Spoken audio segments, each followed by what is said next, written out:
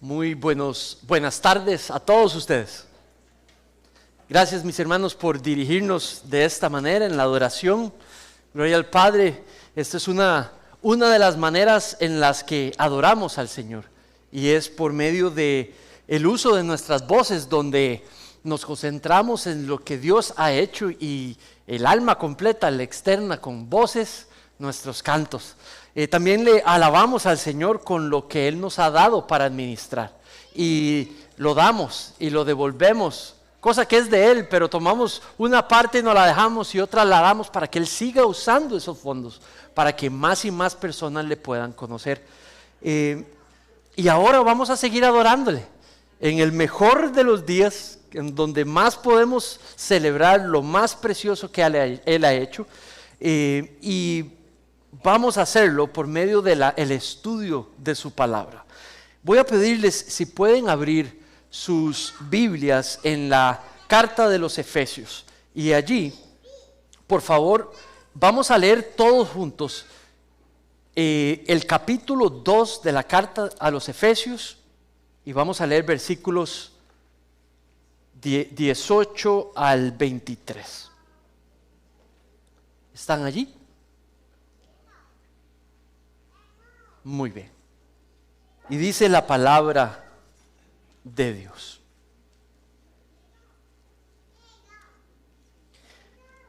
mi oración es que los ojos de su corazón les sean iluminados, para que sepan cuál es la esperanza de su llamamiento, cuáles son las riquezas de la gloria de su herencia en los santos, y cuál es la extraordinaria grandeza de su poder para con nosotros los que creemos, conforme a la eficacia de la fuerza de su poder. Este poder obró en Cristo cuando lo resucitó de entre los muertos y lo sentó a la diestra en los lugares celestiales, muy por encima de todo principado, autoridad, poder, dominio y todo nombre que se nombra, no solo en este siglo, sino también en el siglo venidero. Y todo lo sometió bajo sus pies, y a Él lo dio por cabeza sobre todas las cosas a la iglesia, la cual es su cuerpo, la plenitud de aquel que lo llena todo en todo. Amén. Padre, en estos momentos venimos a ti pidiéndote tu guía para que podamos, Señor, encontrar estas verdades, iluminados por tu Espíritu, ayudados por tu Espíritu para entender estas verdades, para que podamos no solamente entenderlas al serlas propias, verlas relevantes, importantes, y también saber cómo aplicarlas para tu gloria. En el nombre de tu precioso Hijo Jesucristo te pido esto. Amén. Muy bien, yo quisiera empezar este día. Si usted no me conoce, perdón, no empecé como tenía que empezar. Mi nombre es Manrique Salazar. Si usted no me conoce, soy uno de los pastores de la iglesia Emanuel. Si usted nos está empezando a visitar o nos visita por primera vez, le quiero dar la bienvenida. Gracias por estar aquí en este día. Al resto de la familia de la fe, de verdad que gloria a Dios porque podamos celebrar la victoria de nuestro Salvador en esta tarde. Amén. Muy bien. Quiero practicar sermón para los niños. Todos nuestros niños, inclusive adolescentes o preadolescentes que quieran pasar al frente y puedan sentarse conmigo aquí un ratito, los quiero invitar a que vengan. Vamos a sentarnos, siéntense aquí. Aquí yo me voy a sentar acá. Si usted no está entre esas edades y también quiere venir, pues venga también. No hay ningún problema. Hola. Muy bien, vamos a sentarnos aquí. Hola. Muy bien, adelante. Y les voy a explicar qué es el sermón de niños, para que todos también entendamos. Lo que yo quiero hacer con un sermón de niños y los chicos, los otros pastores también, es que quiero entregarles a ustedes, de mí para ustedes, lo más importante de ese texto que yo enseñé. Lo más importante del sermón que voy a compartir con toda la iglesia, para que ustedes de parte mía puedan tener esa joya, ese diamante precioso ¿Qué es lo que quiere el Señor que ustedes se lleven con ustedes a casa? ¿Tiene sentido? Sí. ¿Quién quiere ese tesoro? Necesito que me levante la mano. ¿Quién le gustaría ese tesoro? Muy bien. Este es el tesoro. Necesito un voluntario. Claro, ven, pasa adelante. Adelante. Necesito una voluntaria o un voluntario para que me lea algo en la pantalla. ¿Quién puede ser? Solo uno, solo uno. ¿Quién puede ayudarme? Oh, ¿tú quieres? Ok. Necesito que alguien me lea eso que está allá arriba, las palabras grandes. ¿Quién puede leérmelo en voz alta? Adelante. ¿Qué dice ahí? Sí, adelante.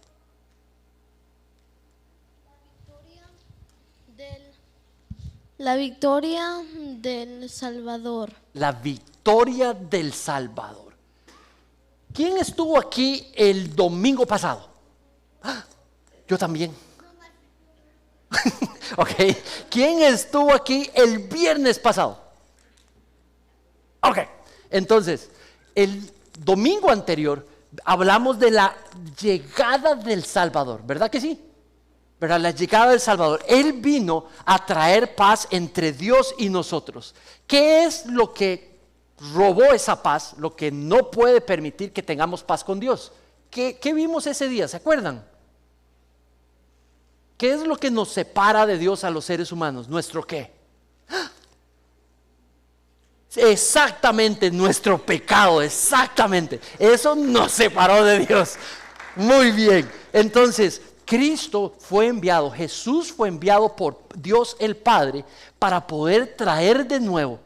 Dios el Hijo entregó su vida para poder ganar, para poder traer paz entre ustedes, yo y Dios. Y eso fue lo que hizo en la cruz. Él cargó con todo nuestro pecado y el pecado fue castigado. ¿Ustedes saben qué dijo Dios sobre el pecado? La paga del pecado es la muerte. Ni uno solo entre nosotros no ha pecado. Todos hemos pecado y la paga del pecado es la muerte.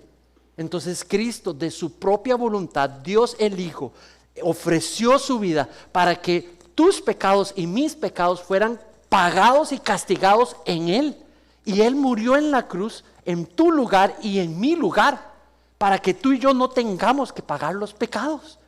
Pero también Él no solamente murió, pero también resucitó en el tercer día. ¿Para qué? Para derrotar no solamente el poder del pecado en nosotros, lo derrotó haciéndonos libres del pecado, pero también para que podamos tener vida nueva. Y de eso se trata el pasaje. El pasaje dice que Cristo fue puesto como Rey sobre todo. Dios el Padre colocó, después de haber resucitado, a Cristo como Rey, Salvador y Señor sobre todo lo que existe. Todas las personas, todos los lugares, todas las cosas, todas las familias, todas. Y entonces, ¿saben qué? Adivinen qué. Si está en autoridad y si está en control sobre todo, también lo dio como Señor de la iglesia. Las personas que ponen su fe en Cristo y en lo que Él hizo en la cruz, se vuelven parte de la iglesia. Y ahora, el que tiene todo el poder, el victorioso Salvador que resucitó, vive en gobierno de todo, con su gran poder, pero ahora vive ya no en un lugar, vive en los corazones de los creyentes. Y cuando viene al corazón de un creyente, empieza poderosamente a transformarlo, a transformarla. Él puede hacer eso con un niño y una niña, no solamente para adultos o adultos. Lo que tienes que hacer es creer de todo corazón que Cristo murió en la cruz por ti, por el perdón de tus pecados. Confesarle tu pecado, pedirle que te salve y que venga, traiga su Espíritu Santo a morar a tu corazón. Y Él poderosamente, Él fielmente responde a ese llamado y viene a morar a nuestros corazones y empieza a transformarnos conforme a la imagen de Dios. Amén. Cree de todo corazón que Cristo está vivo, vive para traer salvación a todos nosotros. Amén. Muy bien. Vamos a nuestros lugares de nuevo. Vamos a darle un aplauso a nuestros chicos. Gracias, chicos.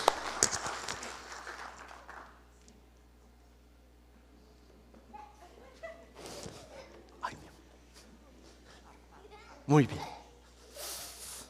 Gracias, mi hermano Anthony.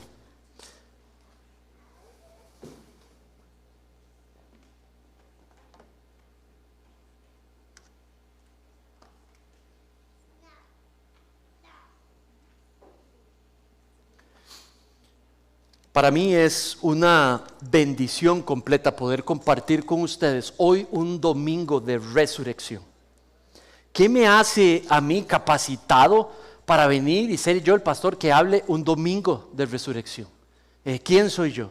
¿Un pecador más? ¿Alguien que necesita cambiar tal y como usted y como yo? O sea, estamos en el mismo barco. ¿Qué me hace poder hoy? He estado pensándolo, ¿qué me justifica? ¿Qué me capacita para poder hoy ser quien pueda hablar sobre la resurrección de nuestro Señor Jesucristo? Y lo único que puedo pensar como justificación es que yo lo he visto. Está vivo, Él vive. Lo he visto. Lo que se me explicó y se me puso a leer, lo que me invitaron a leer, en verdad es cierto. No era un cuento, es cierto. Y lo he visto trabajar en mi vida, en mi corazón.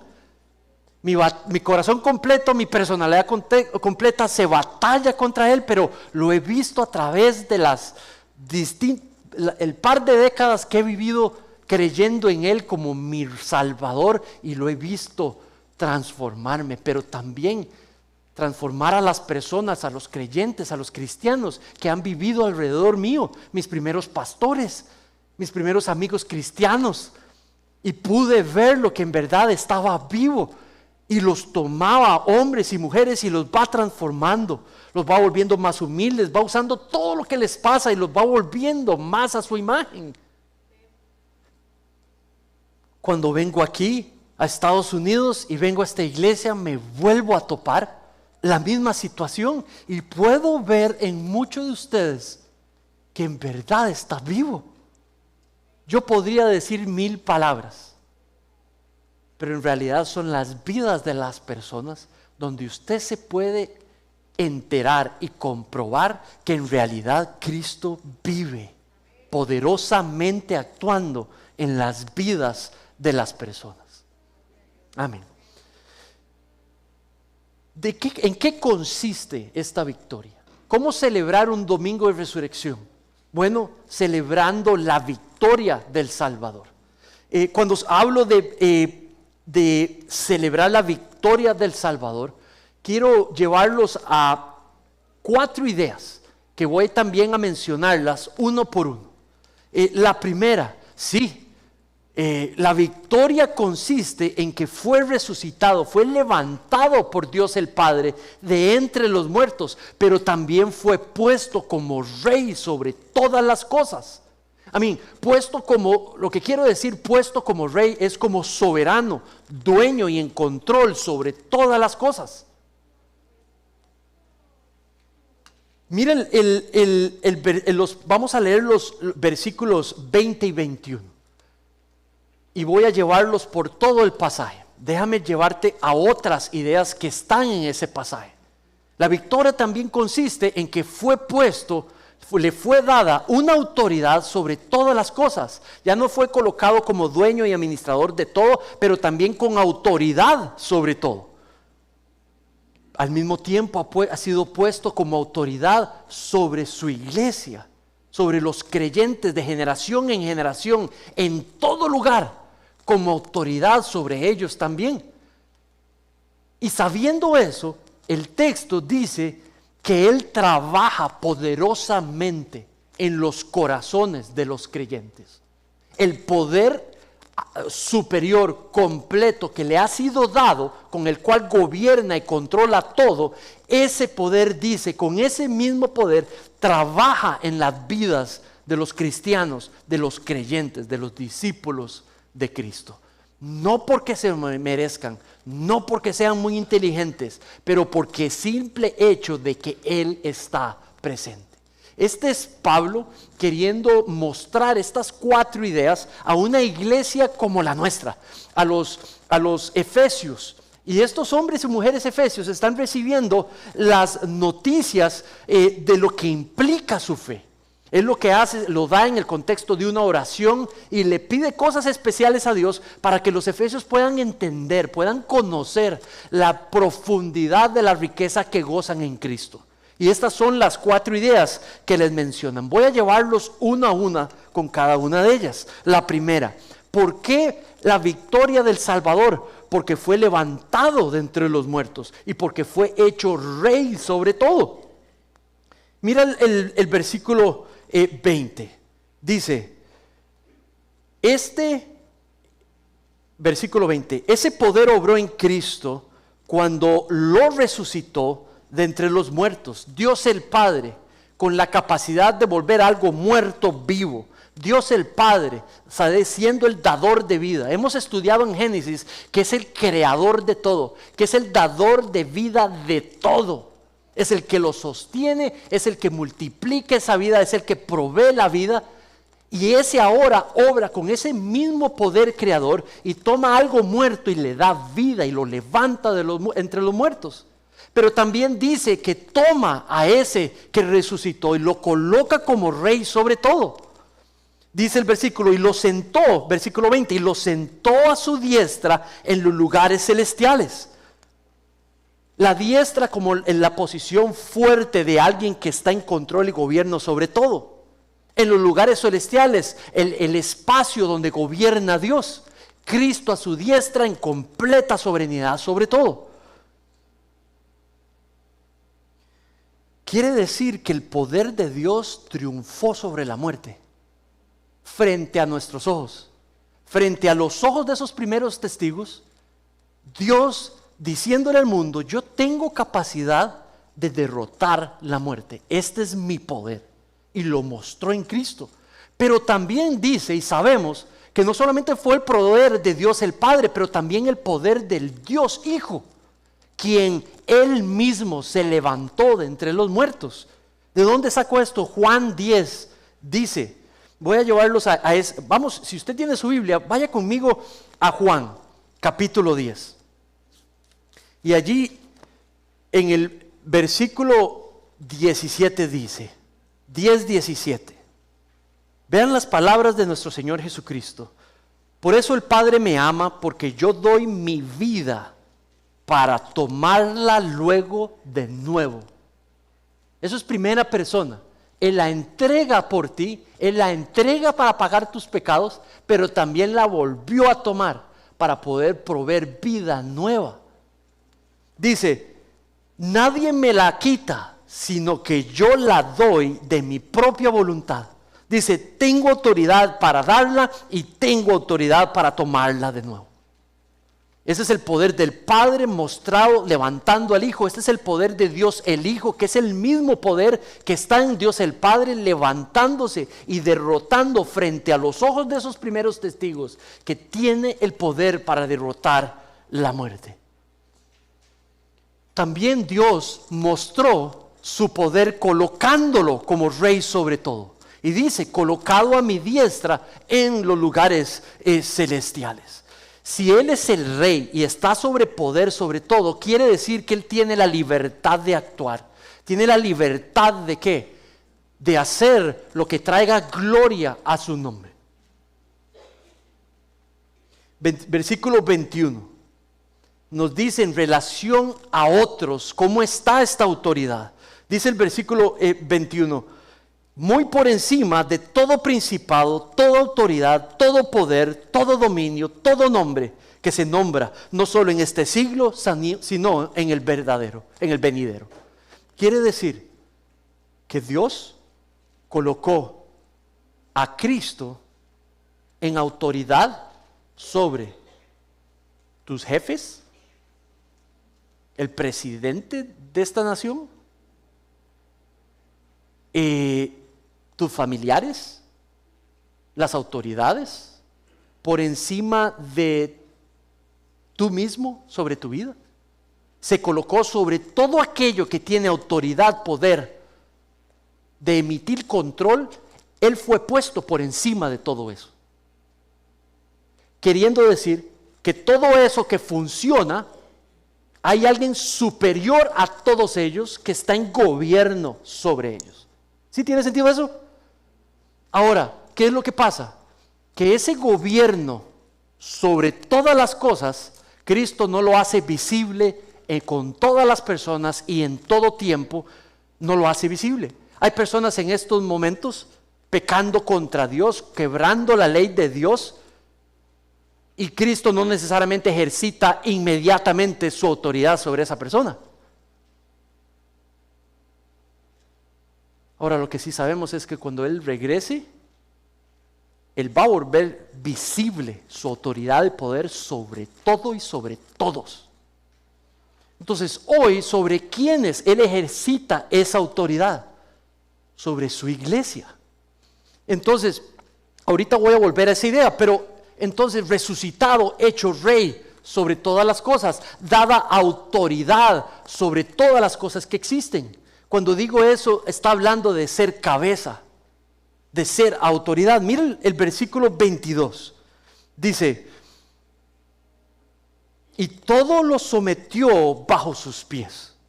A Él lo dio por cabeza sobre todas las cosas a la iglesia. Cuando dice autoridad sobre todas las cosas, está queriendo decir que nada sucede si no es bajo su supervisión, que todo lo que nos pasa en este lugar, todo lo que le pasa a alguien en otros lugares, sucede bajo el dominio y el soberano control de nuestro Señor Jesucristo. Versículo 22. Ahora, mira lo que dice el versículo 22. Todo lo sometió bajo sus pies. Cuando decimos bajo sus pies, estamos hablando de algo natural, un efecto, un fenómeno natural que pudiese suceder. Estamos hablando de una acción de cualquier ser humano contra nosotros.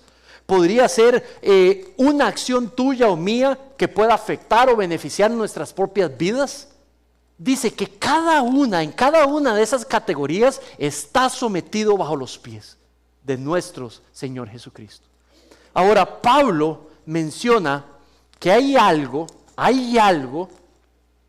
que está sometido bajo los pies de nuestro Señor Jesucristo, que es un enemigo de Dios. Y te voy a leer Romanos 8:7. Dice que la mente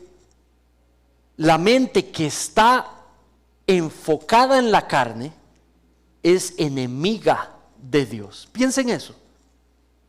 La mente, el corazón, las intenciones que están centradas en satisfacer la carne propia son un enemigo de Dios. Si los enemigos fueron sometidos bajo la autoridad de Cristo, como lo dijo los versículos, el mayor enemigo nuestro y de Dios es nuestra propia carne, mis hermanos y mis hermanas. Cuando dice carne, está hablando, es metafóricamente. Todos tú y yo estamos hechos de carne. Pero en la Biblia, cuando habla de la carne que nos domina, no está hablando del Espíritu Santo que nos domina. Está hablando de todos nuestros deseos pecaminosos que finalmente nos dominan. Dice que el poder que tiene el pecado sobre nosotros fue puesto y sometido bajo los pies de Cristo. Él no solamente tiene poder para romper el poder de la muerte, pero también tiene el poder para romper el poder del pecado sobre la vida de una persona.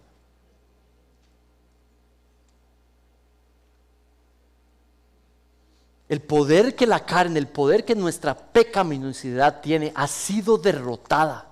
Y la capacidad de poder nosotros enfrentar nuestra propia carne es cuando hemos puesto nuestra fe en Cristo, en lo que hizo en la cruz. Entonces su Espíritu muere en nosotros y el poder de Cristo ahora se muestra trabajando en nosotros, queriendo trabajarnos, rompiendo el poder que nuestros propios deseos tienen sobre nosotros y permitiendo que pueda haber cambio.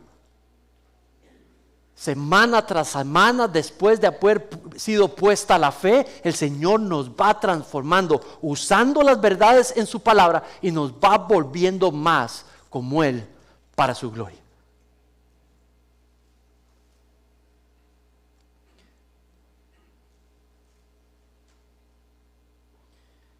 Lo que Adán perdió, que fue la capacidad de administrar la creación por la entrada del pecado, ahora Cristo retoma el poder de controlar toda la creación, ponerla bajo su autoridad y trabajar en ella para su gloria. Por eso en la Biblia se le llama el último Adán. ¿Saben? Cristo está en el negocio de rescatar pecadores. Para eso hay una condición, hay necesidad de poder reconocerse a uno mismo como un pecador, como alguien que tiene una tendencia a hacer su propia voluntad sobre la de Dios. La condición es alguien que puede reconocer que su pecado lo ha separado de Dios. Cristo está en la tarea de rescatar personas que pueden reconocer eso en ellos mismos y que pueden ver que no tienen salvación de esa situación y que pueden aceptar el regalo que Cristo provee y el empoderamiento que Cristo provee por medio del Evangelio, las buenas nuevas de nuestro Señor Jesucristo. Saben, en diciembre anterior tuvimos varios pastores predicando desde aquí la palabra de Dios. Y empezamos con el pastor Miguel, que nos llevó a un texto del Antiguo Testamento. Era en diciembre, fue en diciembre, en cada uno de los domingos. Y empezó el pastor Miguel predicando sobre la característica del rey que fue prometido. Y la característica primaria que él nos enseñó es de que era un rey cuya autoridad, cuyo gobierno no tendría fin, cuya sabiduría, cuya humildad era sin fin, pero también que su gobierno nunca acabaría, que era todopoderosa. Luego, el siguiente domingo fue el pastor Harold y vino y nos enseñó el rey que fue anunciado a María, la madre de nuestro Señor Jesucristo. Y allí él nos mostró y nos confirmó que el ángel, y lo celebramos el diciembre anterior, el ángel le dijo a María que el reino será heredero del trono de David, cumpliendo Dios lo que el pastor Miguel nos había enseñado que Dios había profetizado, prometido. Y el pastor Harold nos guió a cómo se cumplió tal al pie de la letra, lo que Dios prometía, Dios lo cumplió. Y la característica que nos dio ese día es, usando las palabras del ángel, y no lo mostró, de que su reino no tendría fin. Heredero del trono de David, pero aquí entre nosotros sería autoridad, sería rey, y ese reinado no tendría fin. Hoy vemos por qué no tiene fin. Hoy comprobamos por qué no tiene fin. Hoy celebramos el hecho que triunfó sobre la muerte y triunfó sobre el pecado. Dios lo puso como rey sobre todo. Dios el Padre, el que lo creó todo, coloca a Cristo sobre todo. Y eso es lo que lo hace tener un gobierno que no tiene fin. Tu situación y mi situación hoy están sometidas a la autoridad de Cristo. Sea tu situación bonita o fea, está sometida al gobierno de Cristo. Si tu situación cambia y mañana ya no es tan bonita y es más feita, esa situación muy feita sigue estando sobre el gobierno y soberanía de Cristo. No se le escapa nada. No es que hoy tu situación era un toque difícil, ya mañana es muy difícil porque Cristo se descuidó. No, ay mira, perdóname Enrique, me descuidé. No funciona así. Eso es un rey que está en completo control. Pero él no ejercita su autoridad, la capacidad de autoridad que tiene en toda situación, en todo momento y con toda persona. Eso lo va a hacer cuando él regrese. Y eso llegó el pastor Tino después y nos habló como cuando él regrese prometió, tal y como cumplió lo anterior, cumplirá, que cuando él regrese se acabó. Ahora toda su autoridad será sometida sobre toda cabeza que existe. Y ahí sí se volverá visible para todos nosotros. Si estamos allí en ese tiempo, los que estén en ese tiempo podrán reconocer que en verdad era cierto y todos serán llamados a cuentas por lo que han hecho, por lo que hemos hecho. La diferencia es que algunos de nosotros, cuando nos pregunten por las cosas que hemos hecho, podemos decir ¿qué? Cristo. Y el Padre verá a Cristo y no verá nuestro pecado, ni presente ni pasado. Verá a Cristo. Eso es el regalo de la salvación. Le fue dada autoridad sobre la iglesia, puesto como rey, puesto como autoridad sobre todo lo creado, pero también en especial sobre la iglesia. Mira el versículo 22, dice: lo sometió todo bajo sus pies, a él lo dio por cabeza sobre todas las cosas a la iglesia. Y describe, la cual es su cuerpo, la cual es la plenitud que lo llena todo en todo. Él demostró Dios su poder colocando a Cristo como gobernador de la iglesia. Cuando hablamos de cabeza, hemos hablado que simboliza autoridad. Quiere decir de que la iglesia, los creyentes, son como una familia, donde todos juntos, cuando están juntitos, Cristo es su cabeza. Cuando están separados en las casas, Cristo es la autoridad y cabeza sobre sus vidas. Quiere decir de que cada persona miembro de la iglesia le pertenece a Cristo. Quiere decir de que cada persona que vive con salvación provista por Cristo, vive para servirle a Cristo. Si todos los que sirven a Cristo están dirigidos por Cristo, ¿cómo resulta, cómo luce esos miembros viendo juntos? Se perdonan el uno al otro, se aguantan el uno al otro, se sostienen el uno al otro, oran los unos por los otros, crecen juntos, se conocen, se vuelven dependientes los unos de los otros. ¿Cómo viven? Dependientes de Cristo, quien es la autoridad de ellos, porque son su cuerpo. ¿Cómo luce los miembros de un cuerpo cuya cabeza es el victorioso, aquel que está vivo? Aquel que resucitó entre los muertos y ahora es el rey vivo. ¿Cómo lucen sus miembros si ese rey vivo es la cabeza? Porque las personas pueden verlo vivo trabajando poderosamente en los corazones de esos miembros. Éxito espiritual, éxito cristiano, éxito a los ojos de Dios no tiene que ver con las cosas que tienes, pero las cosas que están sucediendo en tu corazón. Si Manrique es el mismo hoy que un año anterior, hay algo que no está funcionando. Hay algo que no está funcionando. Manrique con Cristo es Cristo trabajando en él. Manrique un año siguiente hay cosas que ya trabajó, hay cosas que ya confesó y entregó, hay cosas que las personas cercanas a Manrique debieran de poder testificar, porque Cristo está activo en su vida, trabajando y transformando.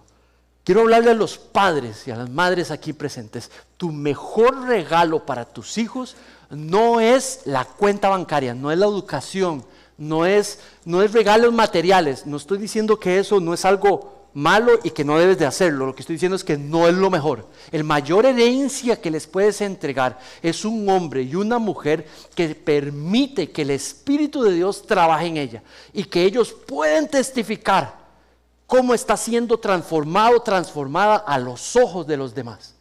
Ese testimonio, esa manera de ver a Cristo vivo es la mejor de las herencias que les puedes dar. Porque entonces lo que van a poder decir tus hijos es decir, sí, muy bien, lo que el pastor está diciendo, sí, claro, yo lo veo aquí. ¿Tiene sentido?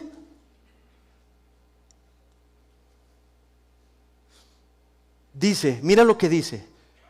Esto me sorprende. Dice que la cual es su cuerpo, la plenitud de que Él, dice que Él lo llena todo en todo, que Él llena la iglesia en todo, con todo.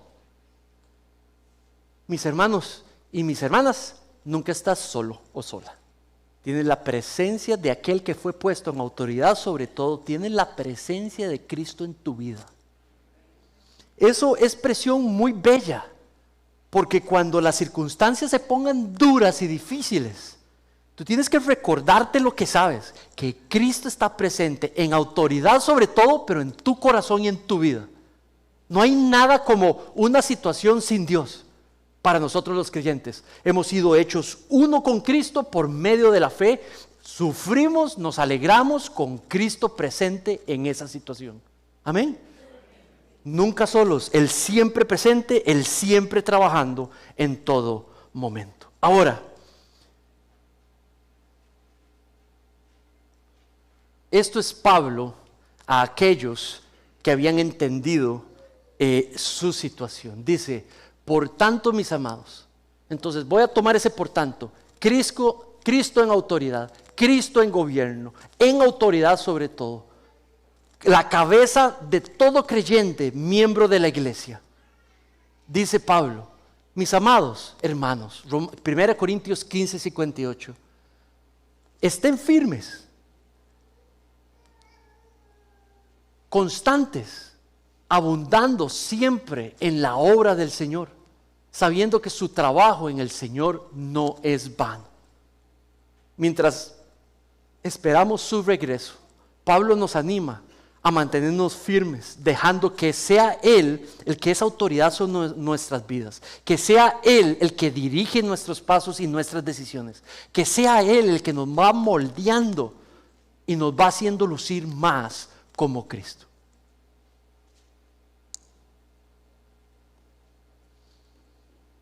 Mire la cuarta idea que Pablo quiere que los efesios entiendan y que podemos celebrar hoy. Quiero llevarte al versículo, son los primeros 2 versículos. Hay una palabra ahí que a muchísimos cristianos les encanta, dice poder. Entonces, quiero darla en su contexto. Mira lo que dice, este es Pablo orando, versículo 18. Antes de enseñarte esto del poder de Cristo trabajando en nosotros los cristianos, ustedes han escuchado ese pasaje que dice, todo lo puedo en Cristo que me fortalece. Pero déjame ponerte eso en contexto y enseñarlo bíblicamente, lo que no es bíblico de enseñarlo cómo y cómo sí es bíblico de enseñarlo. Dice aquí, dice versículo 18, mi oración, este es Pablo orando por ellos, les dice, yo he estado orando por ustedes. Dice, es que los ojos de su corazón, quiere decir su mente, su entendimiento, su manera de razonar se abra. Dice, sean iluminados. Él lo que está buscando, le está pidiendo a Dios, es que los efesios, el Espíritu Santo les dé la capacidad de entender estas verdades que les acabo de entregar y la próxima que está allí en esos 2 versículos. Eso no está hablando de la inspiración del Espíritu Santo. Eso es algo que ni ustedes ni yo podemos practicar. La inspiración del Espíritu Santo es el Espíritu viniendo sobre algunos hombres y mujeres en los tiempos antiguos para que pudieran hablar las palabras de Dios. Y a algunos también les dio la capacidad de escribir la Escritura porque escuchaban lo que Dios dijo y escribían los textos bíblicos. Eso lo hicieron bajo la inspiración del Espíritu Santo. Eso no sucede más, ni eso porque ya tenemos la Biblia cerrada. Lo que sucede hoy es que el Espíritu Santo nos ilumina, la iluminación del Espíritu. Eso es lo que ustedes y yo experimentamos cuando venimos un domingo y entendemos y vemos importante lo que estudiamos y lo aplicamos a nuestra vida. Esa es la iluminación del Espíritu Santo. Entonces Él ora para que ellos puedan hacer. Mis hermanos, yo oro para que ustedes y yo, eso fue lo que oré al inicio. Padre, ayúdanos a entender, a volverlo relevante y a poder practicarlo, ilumínanos. Dice, para que sepan cuál es la esperanza.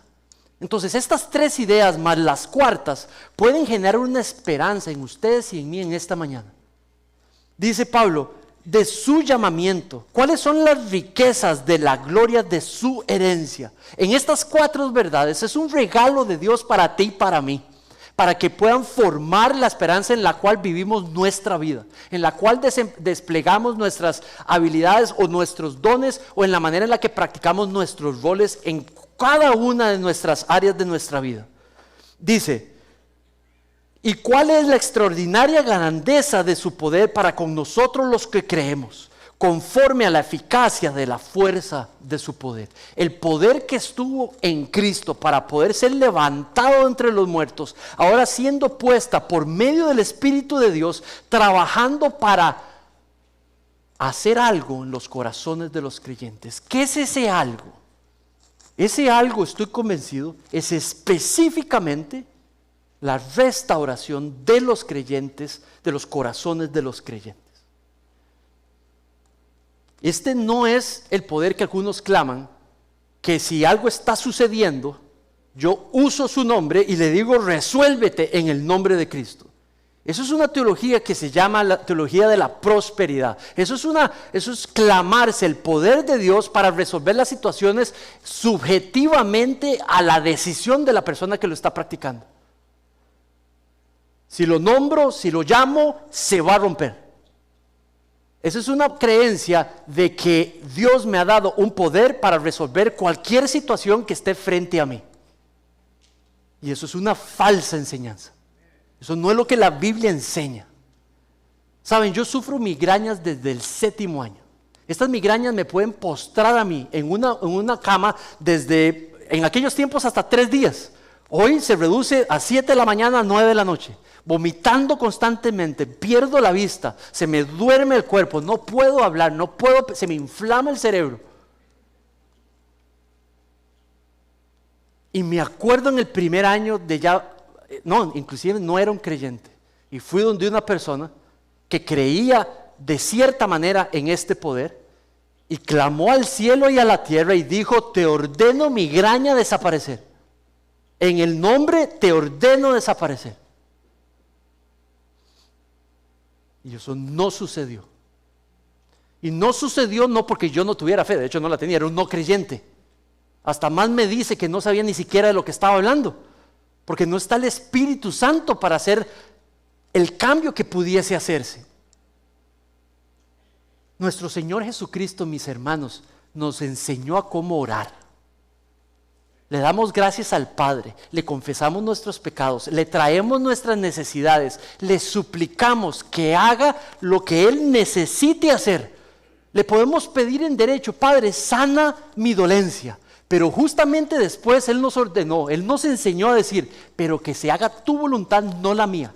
Yo no tengo ningún derecho a venir a decirle a Dios lo que Él tiene que decir. Yo no puedo venir a una situación que Dios ha permitido, que está sucediendo bajo la autoridad del Señor, y yo venir a clamar sabiduría para decir: se acabó la enfermedad, se acabó la necesidad, en el nombre. Eso no es así.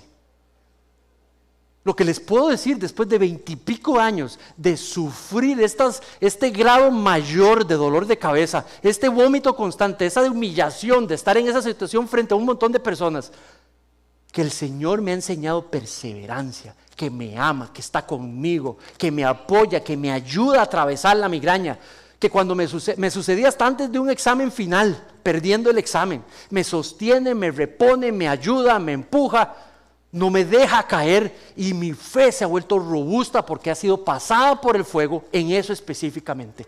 Tú posiblemente has pasado algo peor o estás pasando algo peor, y tienes el derecho, tienes la invitación de traerla ante el Señor, de pedir que otros oren por ti, por supuesto. Y le puedes suplicar al Padre: Padre, resuélveme mi situación. Claro que sí, claro que sí.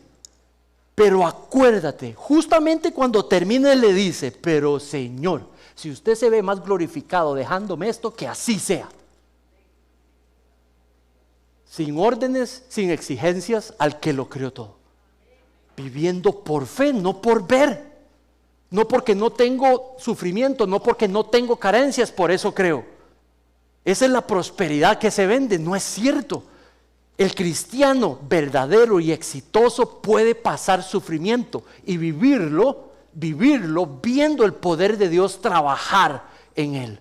Todo lo puedo, Cristo me fortalece. Eso lo que quiere decir es que yo puedo atravesar la situación, porque Él me puede permitir ayudarme a traspasarla sin necesariamente resolverla.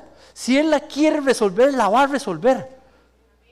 Pero si no se resuelve, no es porque tienes pecado o porque no tienes fe. Es porque Cristo quiere hacer algo a través de esa situación. Espera verlo trabajar, y con fe. Entonces, ¿cuál es el poder que tenemos? De volver a Manrique, el pecador Manrique, transformarlo de etapa en etapa más como Dios. Que el esposo que Manrique pueda amar de una manera más fiel a Dios, poco a poco más a Rebeca. que en cada área me va volviendo más como Él. Esa es la restauración del corazón que Él está poderosamente trabajando en ti y en mí. Déjame llevarte a este otro versículo. Pero si el espíritu de aquel que resucitó a Jesús de entre los muertos habita entre ustedes, el mismo que resucitó a Cristo Jesús de entre los muertos, también dará vida a sus cuerpos mortales por medio de su espíritu que habita en nosotros. ¿Saben? Yo crecí de niño en un quebrador donde quiebran piedra. Mi abuelo era el dueño y había maquinaria enorme. Una de esas maquinarias más grandes era un tractor. Le llamamos un D algo, ya ni me acuerdo el código. Pero era esta máquina inmensa, con una pala inmensa, como por allá arriba estaba la cabina del que la manejaba. Y el verlo apagado era algo imponente, una estructura de acero que se veía fuerte, pero fuerte, con solamente y estaba apagada. Y cuando aquel, le decimos, en Costa Rica le decimos a las cosas chunches, ese chunche lo encendían, cuando lo encendían y salía ese humo y hacían, mis hermanos, era impresionante el clamor de esa máquina, el poder de esa máquina. Y luego cuando avanzaba y movía las cosas como si fueran mantequilla. ¿Saben qué?